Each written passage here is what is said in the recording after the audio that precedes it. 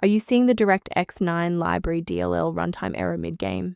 I'm Sophie Chen, a Windows Systems Specialist, and I've diagnosed the fix to keep your gaming session stable.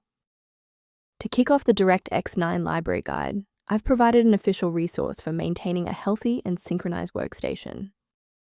This is the DirectX 9 library, a specialized wrapper library for the DirectX 9 API.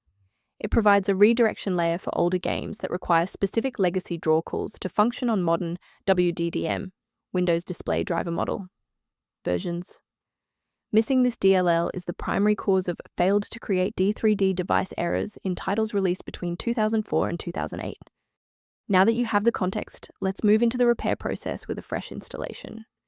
Since DirectX 9 library DLL is often tied to 3D rendering, the standard fix is to refresh your graphics runtime.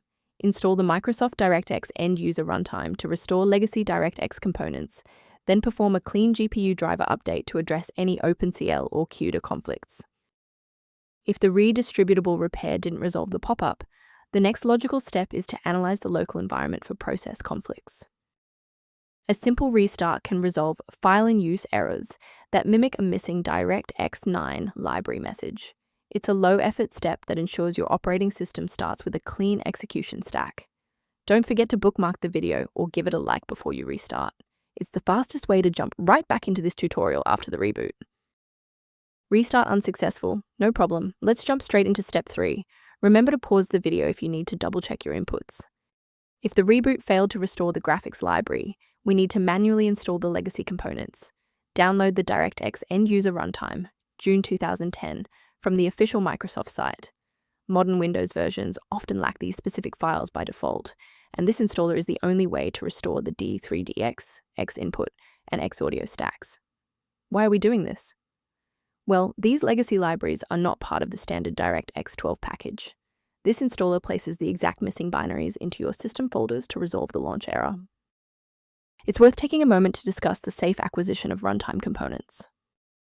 If you're attempting to install DirectX 9 library DLL yourself, be aware that manual file placement can lead to severe software conflicts and data corruption. A professional diagnostic tool can be a valuable asset for those looking to maintain long-term system stability and file integrity. If responsiveness issues occur, the system resource below references configuration considerations for DirectX 9 library.